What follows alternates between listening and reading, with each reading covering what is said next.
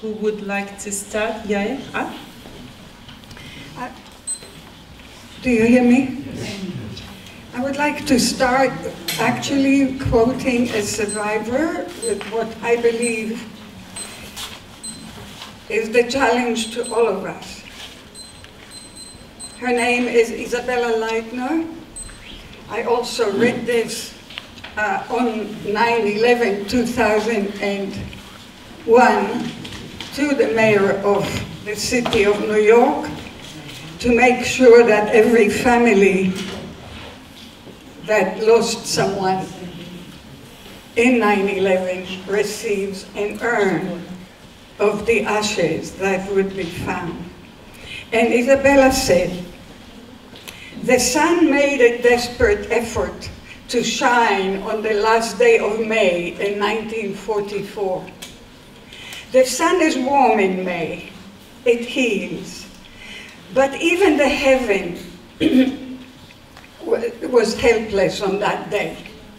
A force so evil ruled heaven and earth that it altered the natural order of the universe, and the heart of my mother was floating in the smoke-filled sky of Auschwitz.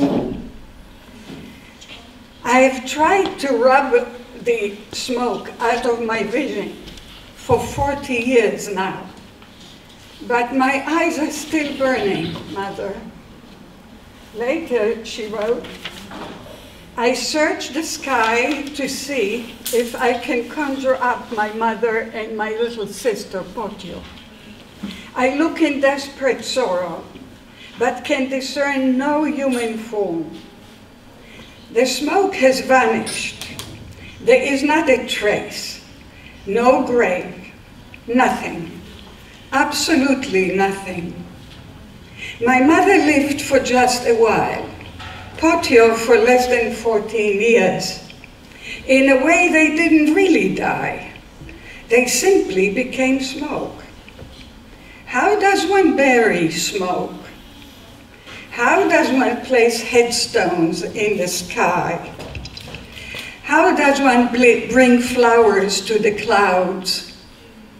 Mother, Potio, I'm trying to say goodbye to you. I'm trying to say goodbye." I would like every policymaker and every decision maker and funder, potential funder, to read this and understand that this is what we are floating in all of these discussions, and that to put it back to earth, to the living people we are discussing, we must create possibilities to help, and that takes funds, absolutely. Let me share with you my own work.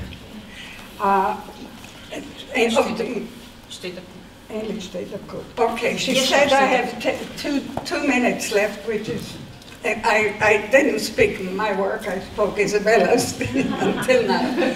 But in 2 minutes, I will say the following. My work is published, so, and those of you who are interested, I will simply share it with you. For many years, since 1966, we knew that children of survivors of the Holocaust showed the influence of the history of their families.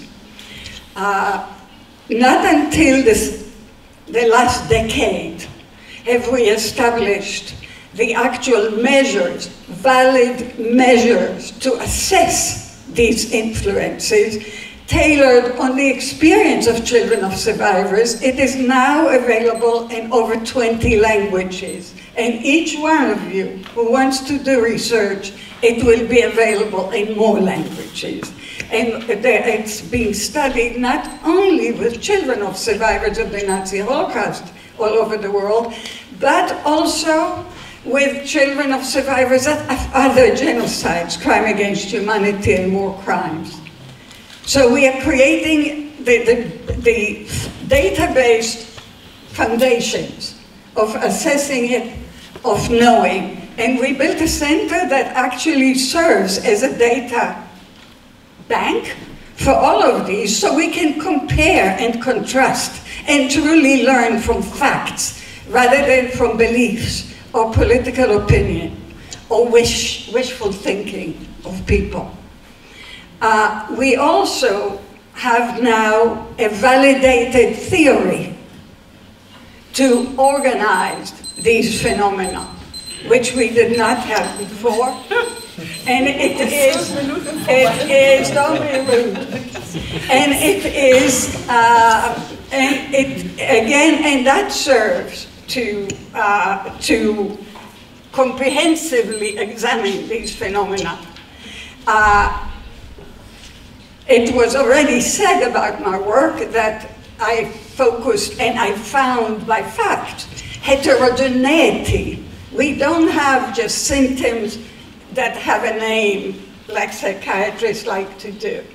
We know that there are differing ways that survivors respond to their traumatic experiences. For example, they see themselves as victims forever, and that has influence on the children. They experience themselves as numb, frozen, or they always must fight.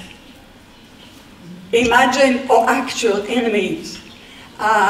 Again, we have the different results. So we have the parents' adaptational styles. That's the name of these styles. That's part one of the Danieli inventory of multi-generational legacies of trauma.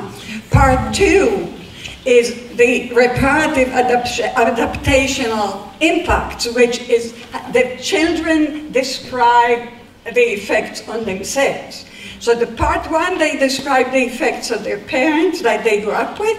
Part two, they describe the effect on themselves. Part three is a 4-generation family history and demographics. So it bases it in the reality of 4 generations. And that's only until the 2nd generation. We now have the 3rd as well, so we really need 5. You also mentioned that it made it possible, because we have these measures and the theory, to compare children of survivors in different countries. To connect again with the quotation. There are many things I didn't say. It's very hard to particularly very quickly, summarize very complex phenomena. So we have to be kind to the summarizers and kind to the presenters. But I want to just say one more thing. Those measures that assess continuity of identity despite rupture, which is a major concept. If, in fact, with any therapeutic mechanism or theory, we can we can adapt the fact that continuity with the past, even millennial continuity, such as going back to the land of our fathers, right? Going to Israel. Homeland, the consciousness of meaning, of belonging to a place, belonging to a people, even though people try to destroy us. These are key to healing in individual therapy, group therapy, community therapy, and as a people, and as the world. Let me stop here and we can discuss a lot more. I would like to take the discussion and focus it on the lifespan dimension of the Holocaust survivors and the offspring, and to refer to old age. Most literature that we have on transmission refers to young descendants. However, all Holocaust survivors and many of the offspring are now older adults. If we take somebody who was born in 1946, now he's supposed to be 70 years, 2 years old. So in old age we have a lot of adverse situations that becomes common, including physical illness, disability, loss of loved ones, loneliness, and also financial difficulties. And yet little is known about how the offspring of survivors deal with these hardships.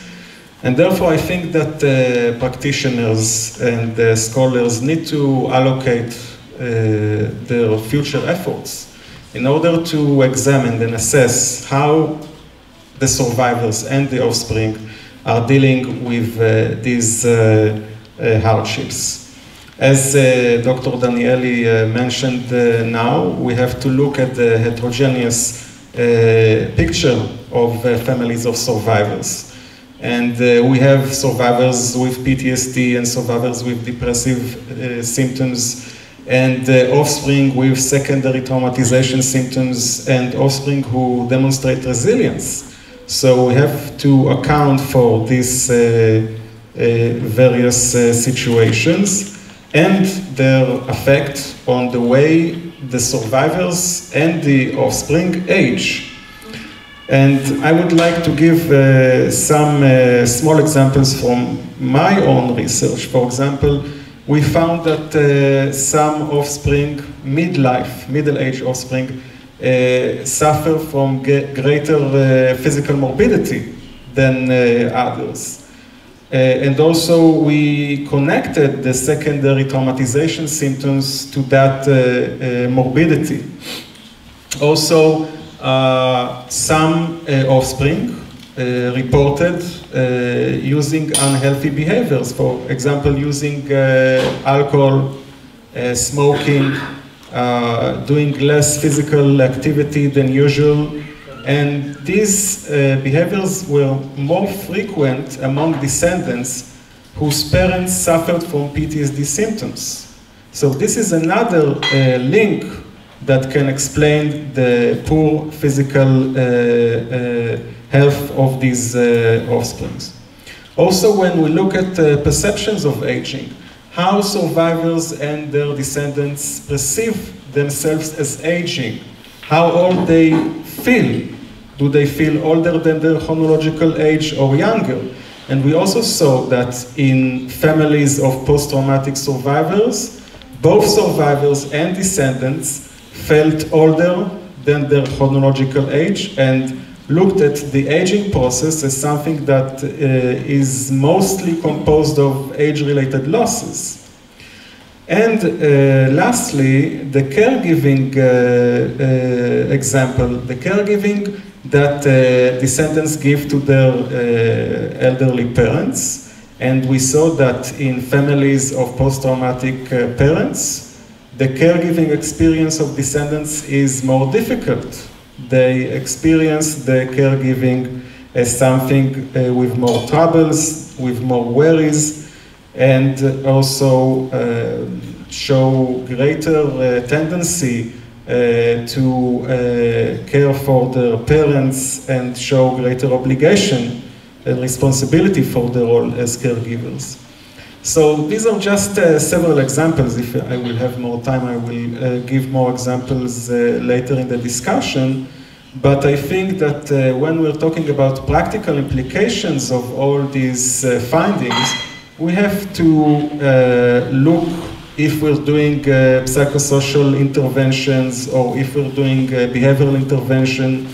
We have to look at how descendants perceive the aging process and how they experience it, and also how they experience the aging process of their parents. These are crucial points that I think the literature does not handle appropriately until now. So actually this format, choosing a group format, is for me one of the most important results of what we worked on. I think that we were sort of a self-help group in the panels I visited, and I think it was very interesting for us to understand that we are not the same, that we are diverse. I understood that we all have a connection, more or less, to the topic, and so this group approach to work on that topic was actually, as I said, the major result for me, that we have to continue working in groups. And a part of what we have been what we've been hearing now from my two colleagues here in the Fishbowl, I can only say that I'm very, I fully agree. For me, I think a major issue was that being second generation, being third generation per se is not a pathology. It's not a disease. And we don't need antibiotics to cure it. But, as we heard from Yael and from Amit, we have a lot of diversity. We have a lot of people suffering. Maybe not in the classification which is proposed by the diagnosis systems we are all using or not using, but still there is a lot of suffering, but sometimes there's not suffering. And sometimes there's it's only part of post-memory, and we have to acknowledge that too. A very important point for me, and again we see it in this group therapy here, it's not only a Jewish matter to be second or third generation. We have 3 Jews here as participants and 2 Jews as chairs.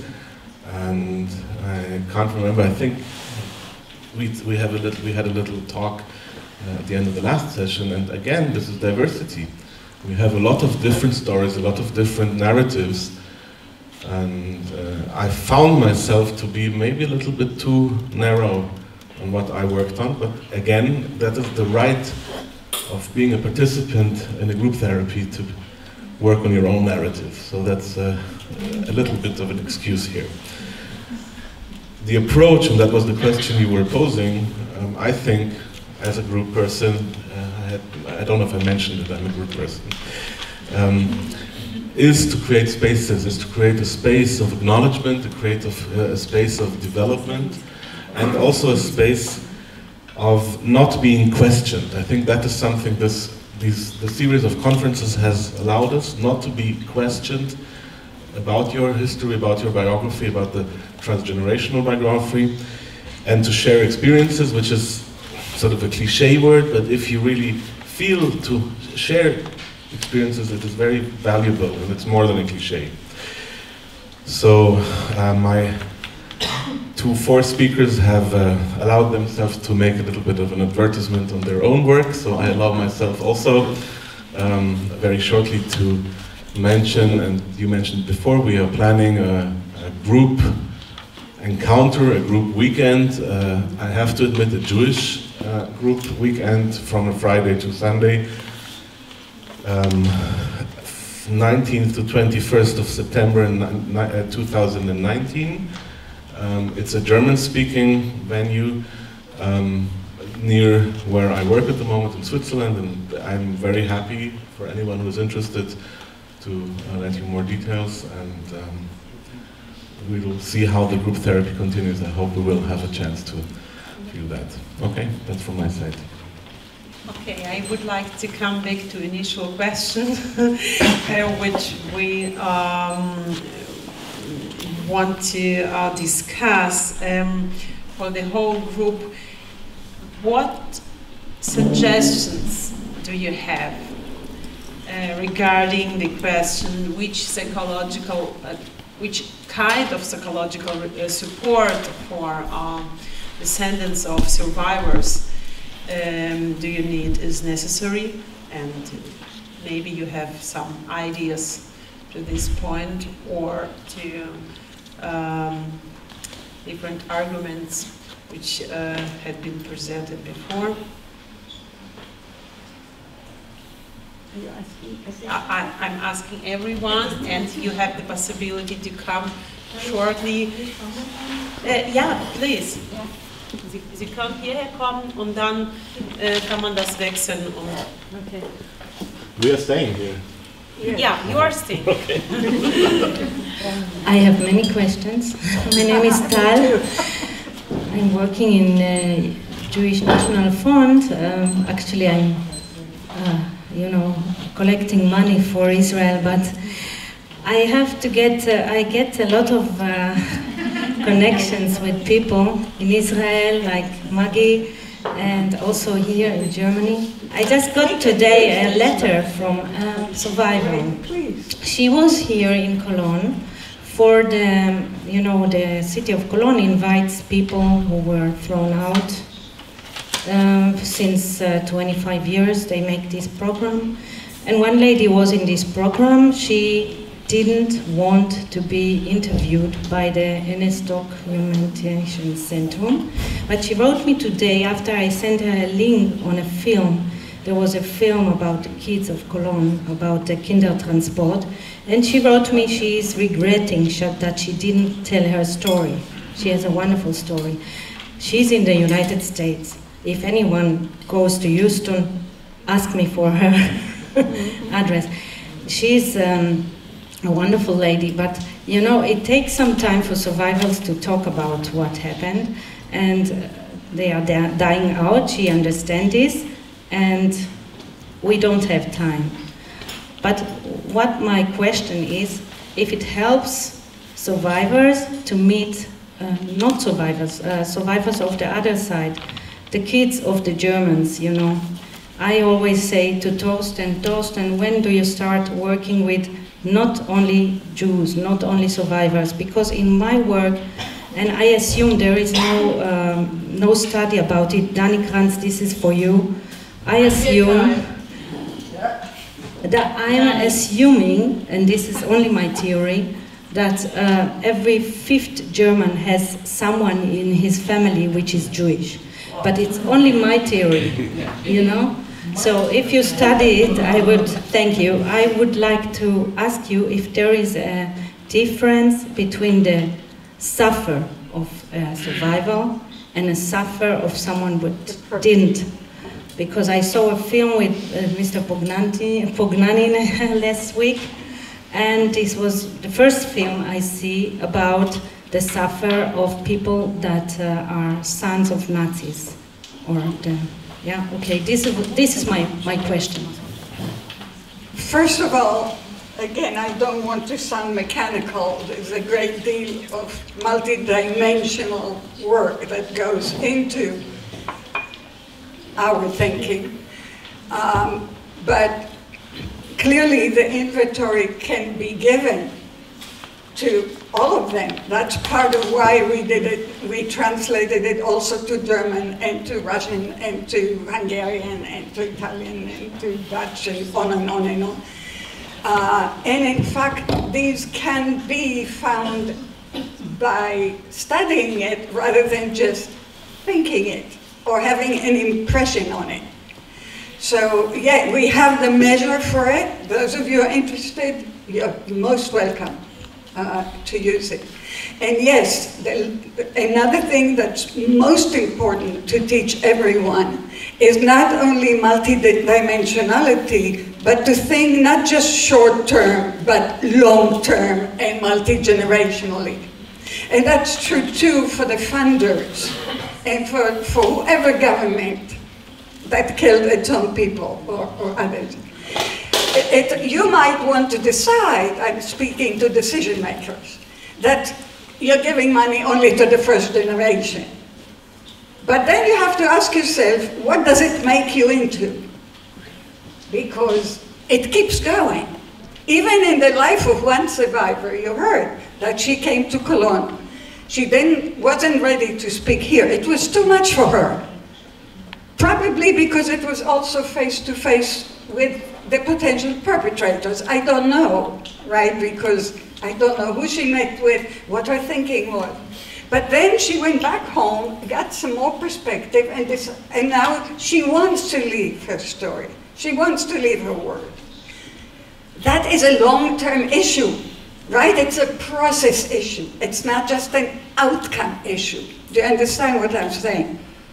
And we have to teach decision makers, and I'm trying to always speak because this whole meeting series came because of decision makers.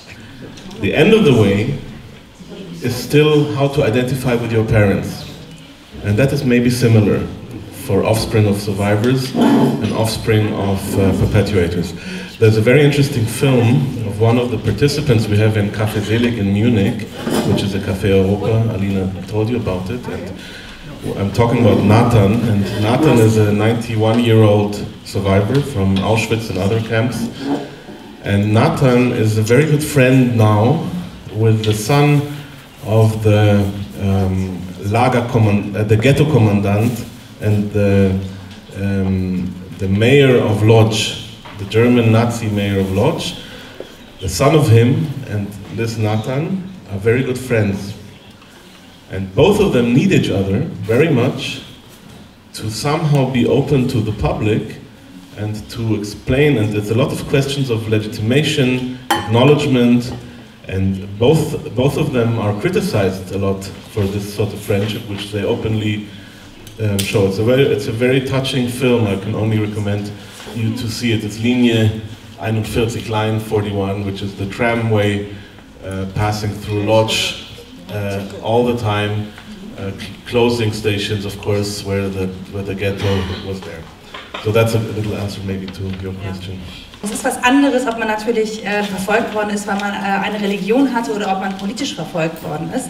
Aber ich bin die Nachfahrin von jemandem, der politisch verfolgt wurde und also mein Großvater ist von den Nazis hingerichtet worden, weil er Widerstandskämpfer war. Und ich habe in den letzten 2 Jahren relativ viele Interviews mit Menschen geführt, die auch Nachfahren von politisch Verfolgten waren. Die haben ganz wenig Vorbilder für ihre Story, weil die gar nicht kennen. Das heißt, die wissen nicht um ihr Leiden, die wissen nicht, wo das herkommt, die kennen nicht ihr Trauma und die brauchen ganz viel Raum zum Sprechen, weil es keine vergleichbaren Geschichten für die gibt. Die können sich natürlich nicht mit Menschen vergleichen, die verfolgt worden sind, weil sie einer bestimmten Religion angehört haben und sei es nur auf dem Papier. Aber die haben auch Traumata und entdecken die jetzt erst. Weil es auch schwierig ist, zum Beispiel zu sagen, dass man Nachfahre ist von Kommunisten. Das will heute ja auch niemand wissen. Also ne, die sind ja auch heute noch Ne? Und ich glaube, da gibt es vielleicht einen guten Austausch oder eine gute Basis, auch gemeinsam zu arbeiten und Räume zu schaffen, um davon zu erzählen. Und ich habe das Gefühl gehabt, man muss sowieso erstmal Räume schaffen, um das zu erzählen und auch Vorbilder schaffen für diese Geschichten, damit man Identifikationsmöglichkeiten schafft. Das heißt, wir müssen anfangen, diese Geschichten auch zu erzählen, zusätzlich. Auch um zu sagen, viele Menschen denken, dass Nationalsozialismus, dass das nur gegen Juden sich gerichtet hat, also viele junge Menschen. Die wissen nicht, dass eigentlich jeder sehr schnell betroffen sein konnte. Und ich finde, es macht das Ganze noch schlimmer, als es eh schon ist. Aber ich glaube, wir müssen diese Geschichten auch miterzählen und Räume dafür bieten. I think that such stories, you can compare them with the stories of those who suffered from Stalinism. and they are also so politically repressed. And there are so many of them, and not only in the Soviet Union, but also on the territory of the so-called Soviet bloc. Actually, two things to your question. I think we need to move away from the number crunching, because if we look at clear categories, that doesn't quite work, because if part of your family was Jewish, or part of your family was resistance, or part of your family is gypsy or whatever, you're going to be implicated. Because it's like, if you go by the clear-cut categories, that doesn't quite work. I mean, in terms of like, well, was it 20% of all Germans having Jewish ancestry? I'm not sure. I'd be very careful in terms of any number crunching.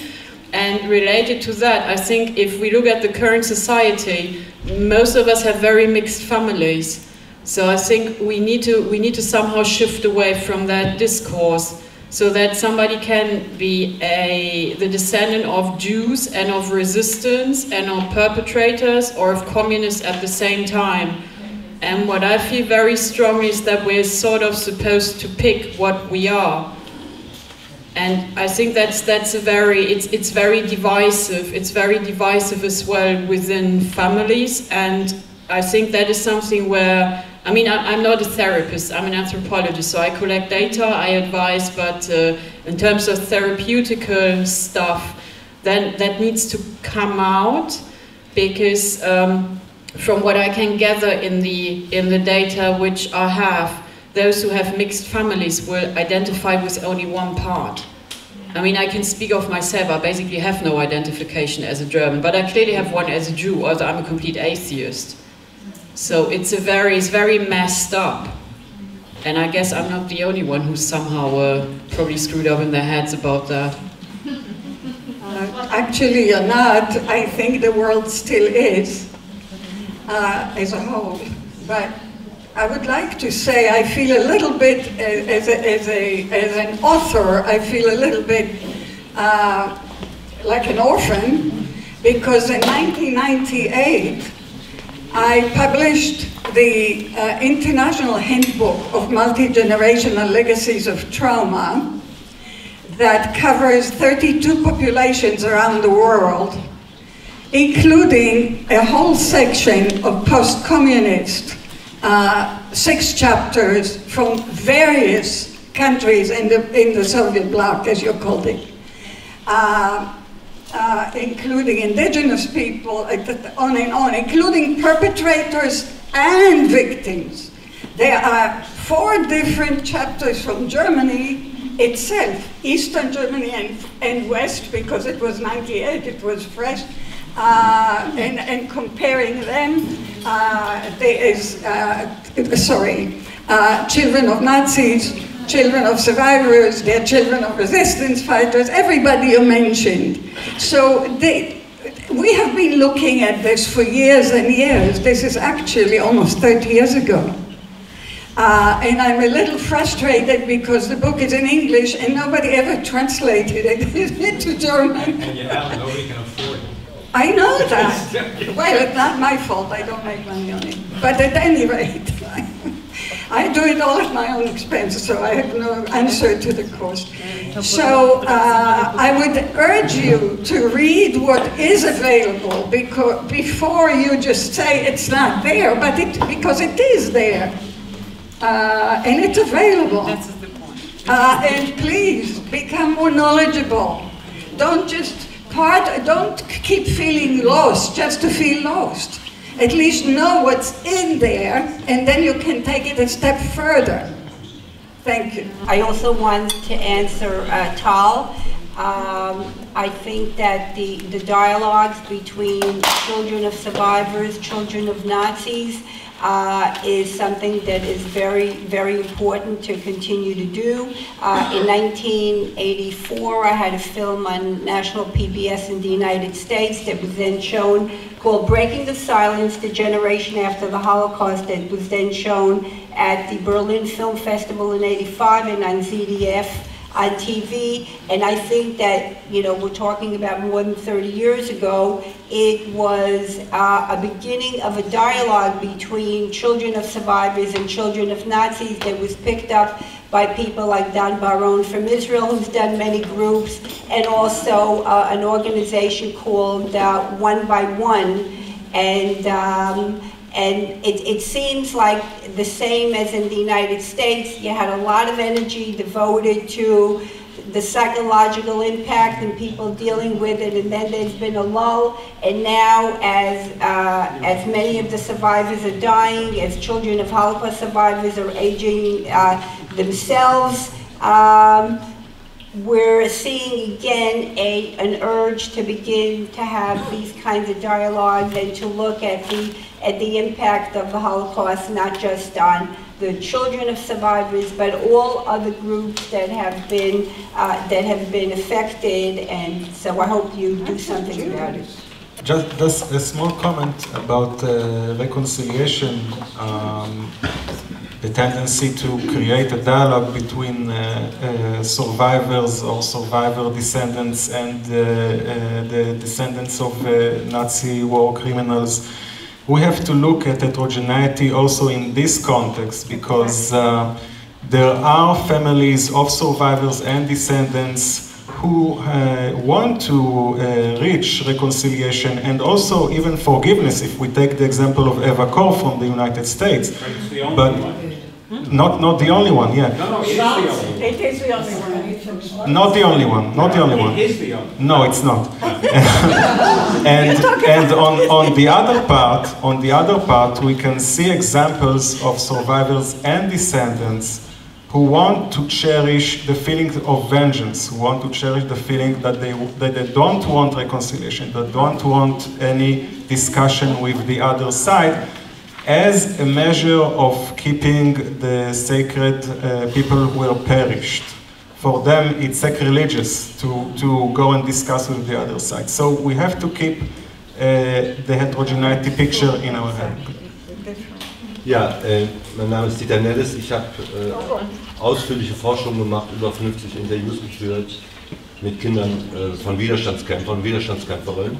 Aber was ganz wichtig ist, die erste Generation, also die selbst unter der Verfolgung zu leiden hatten in der NS-Zeit. Ich finde, das muss man unterscheiden, also die selbst als Kinder erlebt haben, wie bricht das System, wie bricht die Gewalt des Systems unserer Familien ein. Und ich finde, es ist eine Frage, wie, das sind meine Erfahrungen, wie man diese Erfahrung verarbeitet, das hat eine individuelle Ebene. Also wie ist die Familienkonstellation, wie haben Eltern mit ihren Kindern gesprochen, wie ist die Bindung. Das kann man nicht verallgemeinern, aber ich finde, man kann eine Differenz wirklich benennen zu jüdischen Kindern. Es gibt kein kollektives Bewusstsein, dass man Kinder von Widerstandskämpfern ist.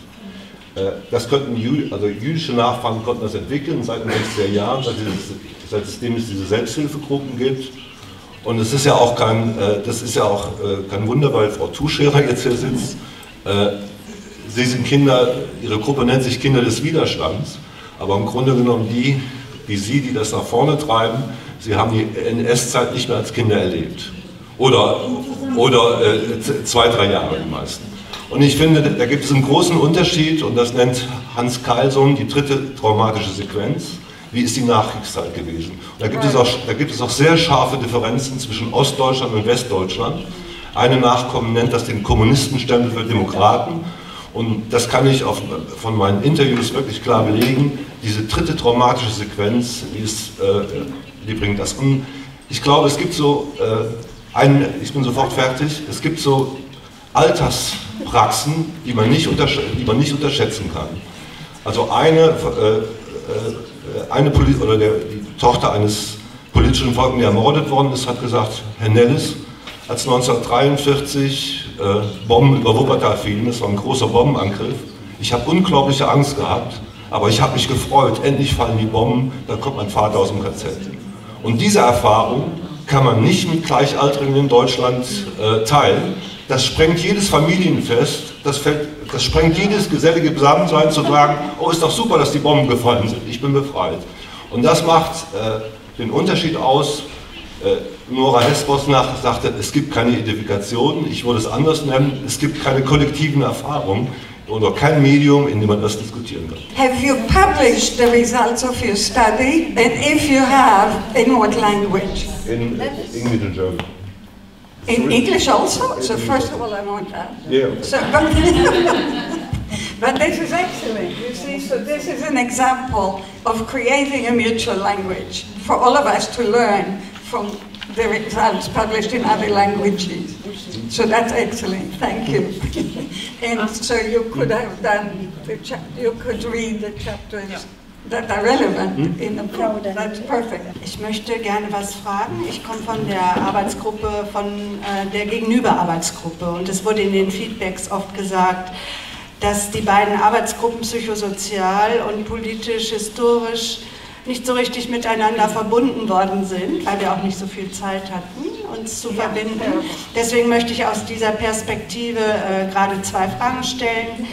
Einmal gab es wohl, aber das ist jetzt eigentlich nur ein Kommentar, ich habe die englische Übersetzung nicht gehört, es gab wohl die Übersetzung Gypsies und da wir ja begriffssensibel sind, sollten wir diesen Begriff ja so nicht mehr benutzen. Ich habe extra die Nazi-Kategorien benutzt, also das Ah ja, okay, gut. Ja, es ist auch jetzt keine persönliche Kritik dabei, natürlich überhaupt nicht. Also ich komme ja aus der politischen Gruppe. Ich würde das jetzt sowieso gar nicht persönlich sagen, sondern ich meine, es ist tatsächlich wichtig, die politischen Begriffe zu benutzen. Das war mein Wunsch. Ja, meine Frage so ist auch, die Erfahrung war bei uns in der Gruppe ja nochmal anders. Ich wollte aber an deiner Rede anknüpfen, also an die Frage der Barrieren und Behinderungen, die sich in verschiedenen Formen von Krankheitserfahrungen auch ausdrücken müssen, können, aber nicht müssen. Nur traditionell ist es, also ich bin ja also aus Deutschland, aber hier ist es zum Beispiel ja so, dass der psychosoziale Bereich in den Gesundheitsbereich fällt. Und da ist es natürlich einmal eine ganz klassische Form, was überhaupt bezahlt wird, ist eine Psychotherapie. Wir brauchen aber ja ganz andere Formen und die können wir aber nicht immer ehrenamtlich leisten.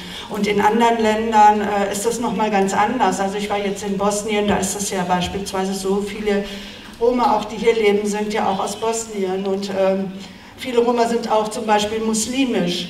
Und wir haben aber ja keine Infrastruktur für die Gesundheit, wenn wir jetzt ins ehemalige Jugoslawien gehen zum Beispiel, was ja mit zu Europa gehört. Und diese Unterschiede in den politischen Rahmenbedingungen, die sind ja natürlich eklatant. Also das ist meine Frage von der politischen Gruppe. Also das ist auch eine Frage der Ressourcen und des Möglichen, also die soziale Ungleichheit mit zu bedenken. So you're talking not only about the Nazi persecution, but you're talking about the particular difference, the cultural differences among different countries. Die Nazis haben natürlich auch das ehemalige Jugoslawien überfallen und dort die Roma-Bevölkerung vernichtet. Of course. Yes, but I'm saying that in the former Yugoslavia, their experience is different in Rome, Italy, than in Vienna. Okay, because of the cultural and the infrastructure availabilities in these different countries. But this is a particularly interesting question, and I welcome anybody to do the actual measurement and to publish a book about only that. That would be an amazing contribution to the area.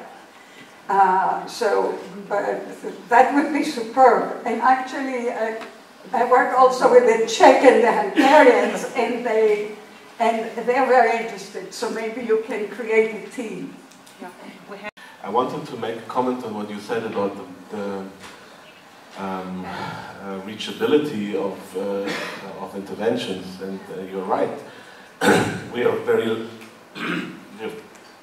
lucky in Germany that we have a lot of possibilities to offer psychotherapy in general. I mean, that is a luxurious situation if you compare it to other countries in the world, that we have psychoanalytical therapies continuing for 300 sessions or something like that, just paid by national security, health security, which is really something to be quite shy about. But on the other hand, from my experience, is that we don't reach, and now I'm talking about the generation of survivors, we don't reach them so well if we define them, okay, you have a classic depression or anxiety disorder, now you need help. That is from my very local and very small empiric findings. And there, if we offer therapy without naming it therapy, it's sometimes even more useful. We do therapy, but we don't call it therapy. And that's something actually with every patient it's useful to do it like that. But but you're very right. We need more ideas of structural resources, money, ideas to do things like encounters and stuff like that. But both sides to it. On one hand, it's easier. On the other hand, it also is a problem if we do it on the psychopathology level only. Yes. Wir haben ja eben schon gehört, es gibt alles, man muss es nur lesen. Das Problem ist, ich muss mich ja erstmal, da danke ich für das Wort, identifizieren. Ich habe lange nicht gewusst, oder bis vor 3 Jahren gar nicht gewusst, dass mich das betrifft. Ich habe das nicht gewusst, ich konnte das lesen, aber ich hätte ja erstmal wissen müssen, wo und was ich lesen soll. Und ich habe festgestellt, es geht ganz vielen Menschen so.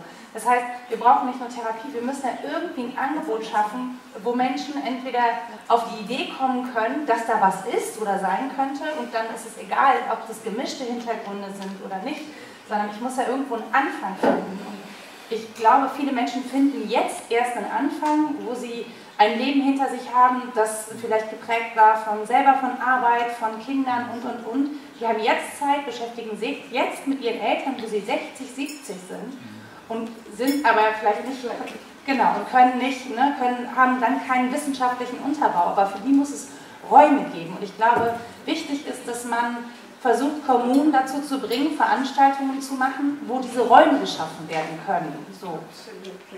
Ich weiß von meiner Jugend, ich habe mich immer fremd gefühlt, immer draußen gefühlt, nicht dazugehörig. Und irgendwann und irgendwo kam es dann zu Begegnungen mit anderen Nachkommen, 2., 3. Generation, aber hauptsächlich 2. Und ich hatte das Gefühl, ja, ich muss nichts mehr erklären. Ich muss nichts rechtfertigen. Ich werde nicht gefragt, warum war dein Vater im KZ? Was ist das für eine Frage? Die hat mir, warum? Es gibt keinen Grund. Keinen verdammten Grund, jemanden in ein Lager zu sperren. Und solche Fragen, die einem begegnen, ja, mir geht jetzt noch, ist egal, aber dieses sich auszutauschen und, was Nora sagte, ein Gefühl für die eigene Situation, aber auch die eigene Prägung zu bekommen, die man als Angehöriger von überlebenden Angehörigen der 2. oder 3. Generation spürt. Und Nora hat gesagt, man spürt, es ist was nicht in Ordnung. Und das kriegt man aber hin, wenn man mit anderen redet, weil plötzlich haben die auch diese Empfindungen. Und man ist gar nicht allein. Und es sind Symptome, die wir aufgenommen haben. Vielleicht haben wir damit unsere Eltern entlastet, aber wir tragen sie. Danke. Ich muss schon die 2. Runde auch machen, aber ich hätte noch eine kleine Anmerkung. Und ich möchte gerne jetzt auch darauf, was du, Anne, gesagt hast und was Dani angemerkt hat, nochmal eingehen und zu mehrfachigen Fremdheitsgefühlen kommen. Ich glaube,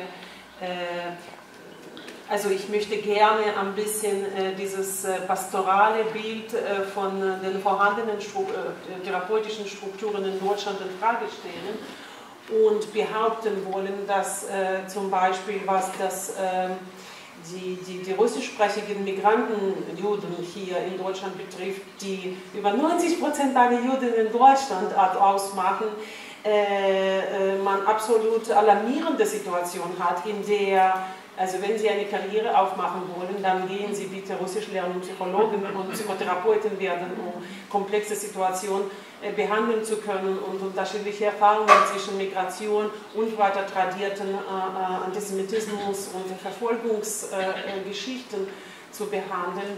Also es ist sehr, sehr weit als jetzt gut gelöst und behandelt haben.